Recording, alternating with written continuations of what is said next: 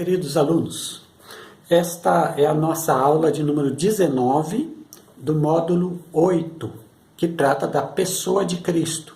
E nesta aula vamos tratar acerca dos resultados da discussão das duas naturezas de Cristo, a divina e a humana, no Concílio de Calcedônia, na história da Igreja. Deixa eu dar um breve retrospecto. Até o século IV, a Igreja cristã estava discutindo acerca da divindade do Senhor Jesus Cristo. Alguns se opunham a esta divindade. Era o caso dos modalistas e principalmente de Ário, que dizia que o Filho, Jesus Cristo, não era Deus, mas uma criatura que Deus criou. A Igreja, principalmente através de Tertuliano e posteriormente Atanásio, a Igreja se reuniu no chamado Concílio de Nicéia, no ano 325 da nossa era, e nesse concílio a Igreja decidiu e disse que entendia que Jesus Cristo era Deus. Ele não era apenas uma criatura que Deus criou, ele não era isso, mas que ele era Deus, semelhante ao Pai e ao Espírito Santo. Ao assim dizer, a Igreja reafirmou aquilo que ela sempre acreditou, de que Deus é uma trindade. Deus é Pai, Filho e Espírito Santo. Uma essência em três pessoas. E assim, definida a divindade de Jesus Cristo, no Concílio de Nicéia, houve uma outra discussão para saber como eram as duas naturezas de Cristo, a divina e a humana, em sua pessoa. Então nós vimos que, primeiro, Apolinário disse que Jesus Cristo, ele era o Deus Filho que se encarnou, é verdade, mas que ele assumiu apenas um corpo humano e não tinha uma alma humana, um espírito humano, apenas utilizou-se de um corpo. A Igreja rejeitou isso porque um corpo não é um ser humano. O corpo é apenas uma parte, mas não é o ser humano.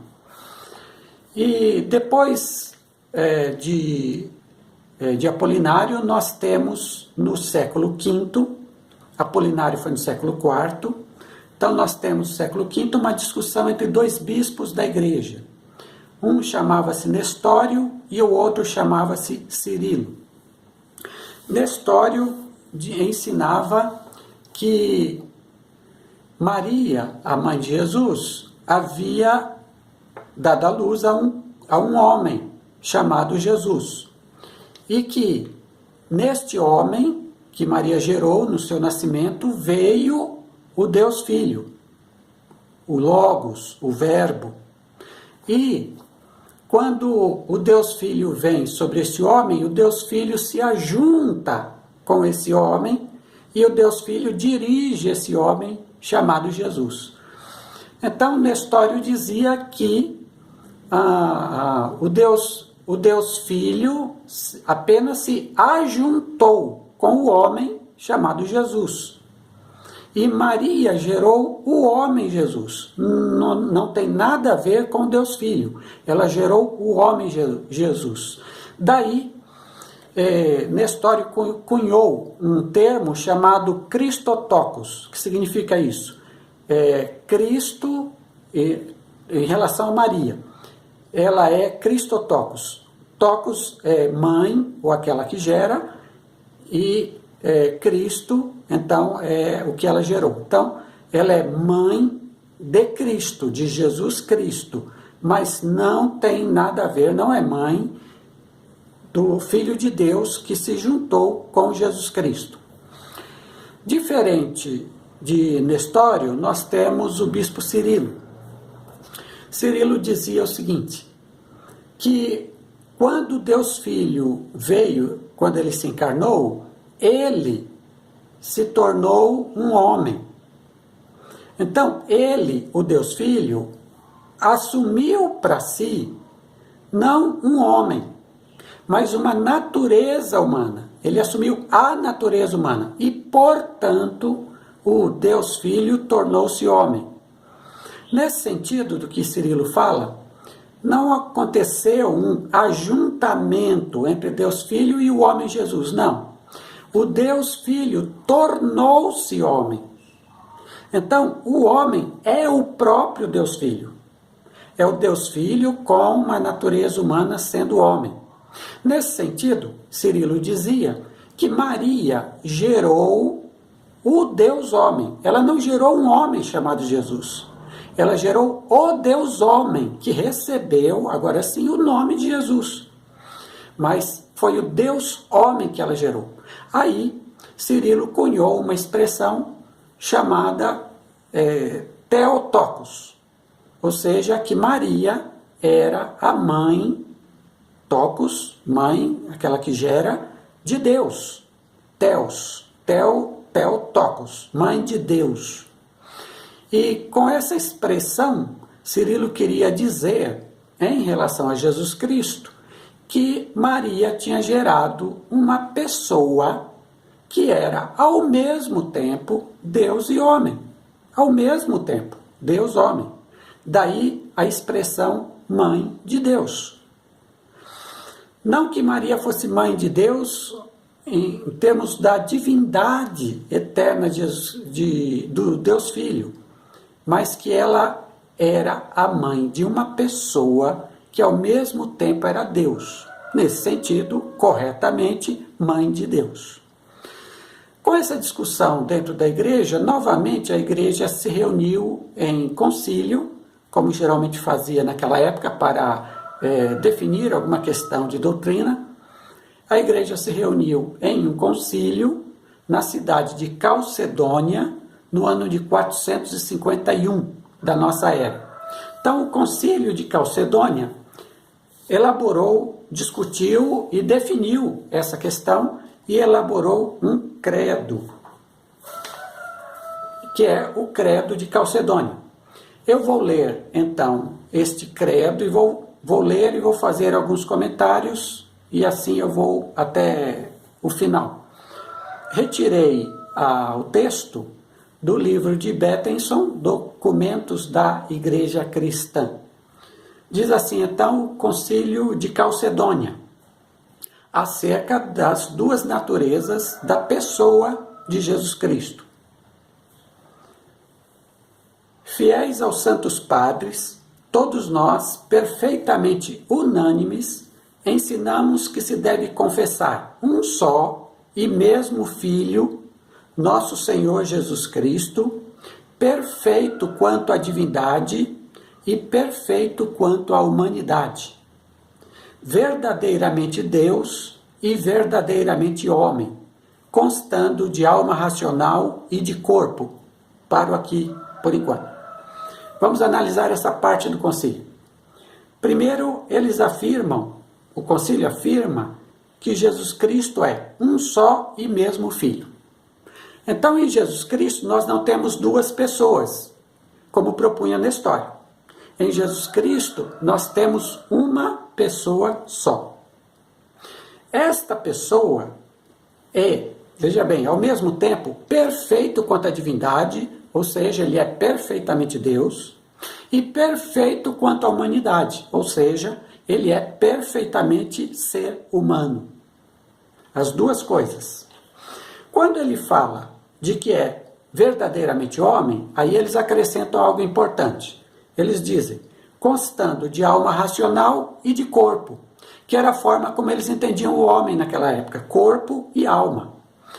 Então, o que eles estão dizendo? Que em relação à humanidade de Jesus Cristo, ele é um homem completo. Ele tem corpo e ele tem alma, humana. Nesse sentido, eles vão contra a ideia de Apolinário, que dizia que Jesus assumiu apenas um corpo. Não. Jesus é um homem completo e perfeito como ser humano, igual a qualquer um de nós que somos humanos. Continua a leitura do Credo de Calcedônia. Consubstancial, segundo a divindade, e consubstancial a nós, segundo a humanidade. Em todas as coisas semelhante a nós, excetuando o pecado. gerado segundo a divindade antes dos séculos pelo Pai, e segundo a humanidade, por nós e para nossa salvação, gerado da Virgem Maria, Mãe de Deus, Theotokos. Paro aqui, vamos fazer a análise dessa parte. Primeiro, eles dizem que Jesus é consubstancial, ele é da mesma substância, da mesma natureza, da mesma essência de Deus. Ele é consubstancial à divindade, ele é Deus, pleno. Se o Pai é Deus, ele também é Deus, porque tem a mesma essência do Pai, é a essência dele também. E do Espírito Santo, por consequência. Segundo, ele é consubstancial a nós. O que significa isso? Ele é da mesma natureza, da mesma essência que um ser humano. O que caracterizar um ser humano, por exemplo, que difere o ser humano de um animal, de um cachorro, de uma árvore, de uma pedra, o que caracterizar um ser humano como ser humano, Jesus é. Jesus é. Ele tem a nossa essência humana. Ele é um ser humano completo, perfeito. E aí, eles, no caso de Jesus, ele é igual a nós em todas as coisas, exceto no pecado. No pecado ele não é igual a nós, ele não pecou. Mas isso não tira nada da sua divindade, porque pecado não é uma parte de nós. Pecado são más atitudes que nós tomamos, atitudes erradas, decisões erradas. Mas não é uma parte de nós. Por isso, Jesus é perfeitamente humano, sem pecado. E aí, eles vão dizer algo que vai definir aquela questão entre Nestor e Cirilo, de quem Maria é mãe. Então, veja bem, segundo a divindade, gerado, segundo a divindade, antes dos séculos pelo Pai. Então, veja bem, o Deus Filho, ele é gerado pelo Pai, eternamente. Eternamente. Isso significa que há uma relação entre a pessoa do Pai e a pessoa do Filho, na Trindade. Essa relação é uma relação eterna, porque estas pessoas são o único Deus. É uma relação eterna e é uma relação de intimidade. O Pai gera eternamente o Filho. É uma relação de intimidade. Não, na Trindade não se está falando de tempo. Um nasce, um gera, o outro é gerado no tempo. Não. Tudo é eterno, é relacionamento. Essas palavras são humanas, mas usadas para Deus para entender o seu relacionamento dentro da Trindade entre as pessoas. Então, segundo gerado, segundo a divindade, pelo Pai. É a divindade de Jesus Cristo, ele é Deus. Ele veio da eternidade para cá, para entrar na nossa história. Agora, segundo a humanidade, ele foi gerado da Virgem Maria. Então, segundo a humanidade, porque quando Deus Filho veio a este mundo, ele se encarnou no útero de Maria. Então, segundo a humanidade, e ali o Deus Filho se torna um homem. Segundo a divindade, ele é gerado da Virgem Maria. Como os homens são gerados de outros homens, ele foi gerado exclusivamente da Virgem Maria.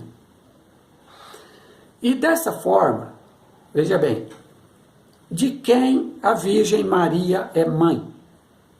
A Virgem Maria é mãe de uma pessoa chamada Jesus Cristo, que é Deus e homem. Então, Cirilo estava correto em dizer que Maria é mãe de Deus. Por quê? Porque a pessoa que ela gerou é Deus. Jesus Cristo é Deus, embora também seja homem. Então, é correta a frase Maria, mãe de Deus. Ela gerou uma pessoa que é Deus. Continuando o credo de Calcedônia, e aqui vem a parte mais importante: um só e mesmo Cristo, Filho, Senhor, unigênito, que se deve confessar em duas naturezas, inconfundíveis e imutáveis, inseparáveis e indivisíveis. Vou parar aqui. Então, primeiro, nós temos um só e mesmo Cristo, uma pessoa só. Nós não temos duas pessoas em Jesus, nós temos uma pessoa só. Ele é um. Por isso que tantas vezes ele vai dizer, eu sou o bom pastor, eu sou a porta, eu sou o caminho, a verdade e a vida. Eu sou, é uma pessoa. Ele nunca disse nós somos. Não. Ele disse eu sou, é uma pessoa só. Que se deve confessar, agora, em duas naturezas. A diferença de Jesus em relação a nós é isso, nós só temos uma natureza humana, Jesus tinha duas. Ele tinha a humana e ele tinha a divina. Ele tinha as duas naturezas, ele era próprio dele ser Deus e ser homem, era próprio. Ele transitava, vamos dizer assim, na divindade tranquilamente e na humanidade tranquilamente. E aí, eles colocam 4 advérbios sobre a relação das duas naturezas. E esses 4 advérbios são muito importantes. Quais são eles? Os 2 primeiros, inconfundíveis e imutáveis, ou seja, eles as duas naturezas não se confundem. A divina não se mistura com a humana. Não. Permanecem sendo o que são. Inconfundíveis. A natureza divina é divina, a natureza humana é humana. Outra coisa, são imutáveis. Nunca vai acontecer da natureza divina sugar e acabar com a natureza humana em Cristo. Nunca vai acontecer isso. Porque são imutáveis. Jesus será para sempre Deus homem. Lembra de Hebreus? Jesus Cristo é o mesmo ontem, hoje e para sempre. Então, as duas naturezas, elas vão seguir em Cristo imutáveis. Ele sempre será Deus e homem, sempre, para todo sempre. E aí vem os outros 2 advérbios, inseparáveis e indivisíveis. Então, eles são inseparáveis, nunca vão se separar, e eles são indivisíveis. Eles não podem ser divididos, eles estão juntos em Cristo, sempre, sempre. O que esses 4 advérbios querem nos dizer? Primeiro, nós nunca poderemos separar, misturar ou fazer com que uma das naturezas de Cristo se acabe. Nunca. E nós nunca poderemos também dividir, fazer com que as duas naturezas briguem uma com a outra, como se fossem 2 pessoas dentro de Cristo. Não. É um Cristo com 2 naturezas. E Jesus vive muito bem e existe muito bem dessa forma. Ele é assim. E aqui terminando o texto. A distinção de naturezas, de modo algum, é anulada pela união, mas pelo contrário, as propriedades de cada natureza permanecem intactas, concorrendo para formar uma só pessoa e subsistência, não dividido ou separado em 2 pessoas. Então veja bem, uma natureza, 2 naturezas, mas intactas, unidas, juntas, sem se misturar em Cristo. Ele não é 2 pessoas, ele é uma pessoa com 2 naturezas.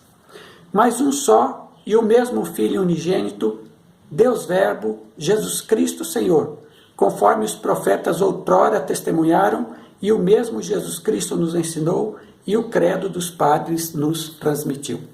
Este é o ensino da igreja cristã que temos até hoje, e que acreditamos, Jesus Cristo é Deus homem.